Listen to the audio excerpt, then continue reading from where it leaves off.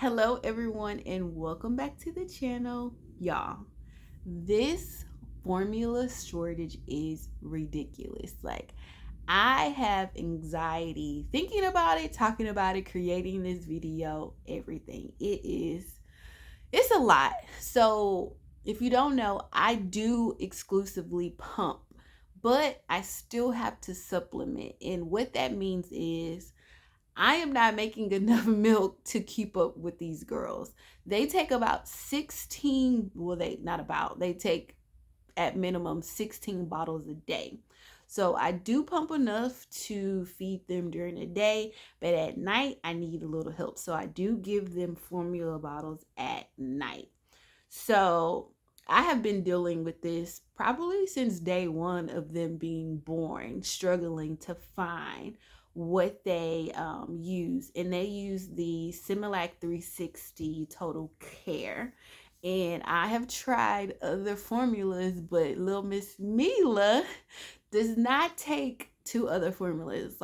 She already spits up in general, but when we tried other formulas, she projectile throws it up. So we have to stick with what works for your baby. And that's what a lot of mothers are dealing with. I know some mothers that are actually dealing with their child being malnourished.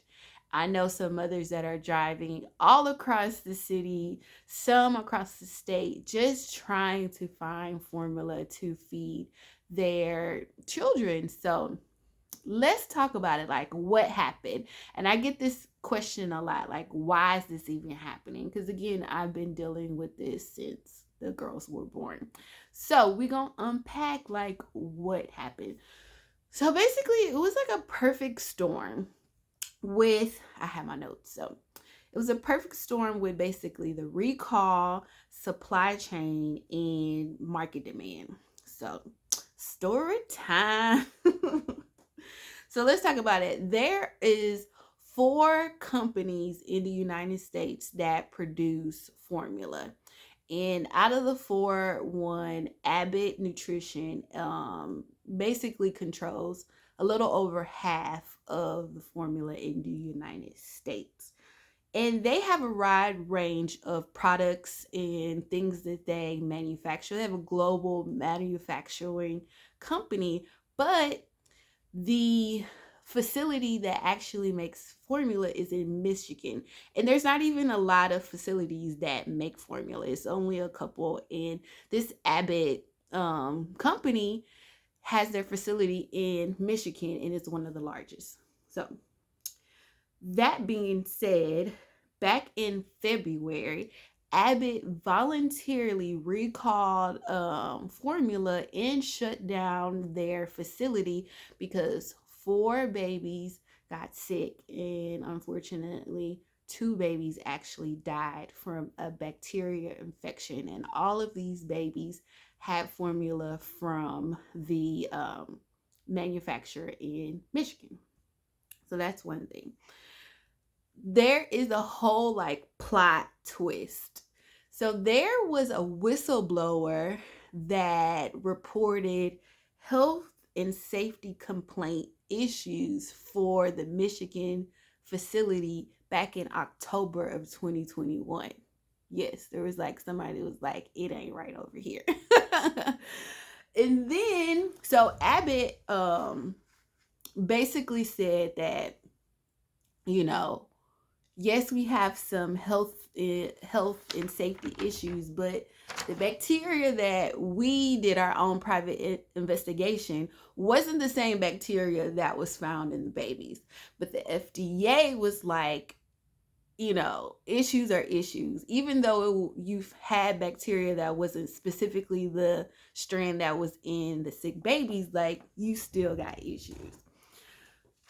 Here's the timeline of everything though. So in October, a whistleblower, did a report to the FDA. In December of 2021, the FDA finally interviewed the whistleblower. In June, they actually went out to the facility and investigated. And then, of course, the recall happened in February. So it's like, who do you blame in this situation? For me, I think it's a combination of both. Like, this company having questionable practices and the FDA like not doing stuff fast enough. But regardless, let's fast forward to what's happening today. So the White House basically settled with Abbott and was like, yo, y'all gotta get this Michigan plant up and running because it ain't no formula for these people. So they went ahead and agreed to reopen the facility, but they also have a independent expert like overseeing the facility and making sure everything is going planned in there, like up to code and safety wise and all of that good stuff. So it's already going to take them 2 weeks just to restart the plant. And then production, or we won't see anything on the shelves, hopefully until about 6 to 8 weeks. And then they're like planning and doing a whole bunch of stuff. The other thing that they're going to do is they're going to actually open up the borders for foreign formula to be imported into the United States. Because like I said earlier, there's only 4 companies worldwide that kind of does formula production, and Abbott is the preferred vendor. Like WIC and government contracts and all type of contracts is like, use this company. So they're opening it up to make it easier for foreign formula companies to import and be used in the United States. And then the Democrats proposed a bill about like 28 million to rectify this issue, but it's a proposal, like ain't nothing happened. Anyways, so I had the girls had a doctor's appointment today, and I asked my pediatrician some questions and stuff that's been floating around the internet, and I was like, yo, like, what's up with this goat milk? Like, why is it bad? And so she was like laughing. She was like, please don't use goat milk. But basically, goat milk is not pasteurized and it has harmful bacteria. So that is why you shouldn't use it. Then I asked her about cow's milk. Like, can I just give my baby cow's milk? And she was like, well, if your baby is under 1, it's not, you shouldn't use cow's milk because the kidneys aren't developed enough to basically process or ingest cow's milk. And then I asked her about diluted evaporating milk, because I asked my mom, like, what y'all use back in the day? And she was like, we use evaporating milk and like watered it down. And my doctor was like, no, that has way too much sugar in it and not enough proteins for your baby. And then I also asked her about everything floating around about making like homemade formula and what are her thoughts. And she was like, no, there's not enough vitamins and nutrients in whatever recipe that's going around with this homemade formula. And so, yes, that is basically what happened in a nutshell. It was the recall, and it was the supply chain and the demand. And of course, Abbott, like, basically having these 4 sick babies and 2 deaths that kind of snowballed this thing that's happening, and it is just crazy.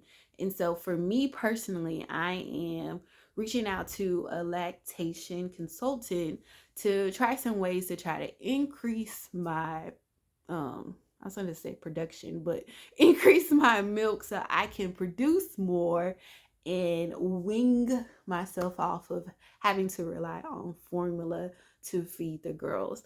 But this video is, of course, to educate people on like kind of what's happening and to have compassion for mothers out there that's literally trying to do their best they can. Like the internet is crazy. I get so sad reading the comments of people overly judging moms for trying to look for formula. Like, and another thing, the Amazon Canada thing does not work. um when it first was floating around, I actually like went and changed it. And first of all, shipping is $39, and it was taking a month to even get to the United States.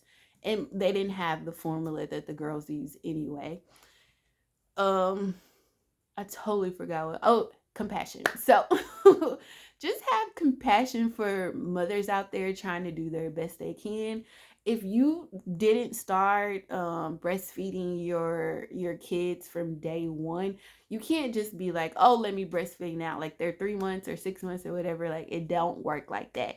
And I don't think people understand how hard it is to breastfeed. Like I literally was about to quit, and I breastfed Maverick for 6 months, and I was about to quit with the girls probably like 3 months in. I was like, you know what? It's not for me. I would like to have a life. I don't want to pump literally around the clock, because at that time I was breastfeeding and then I switched to exclusively pumping. But it's just hard. It's draining. After I pump, I literally want to go to sleep. I have no energy, you know. It's just really hard.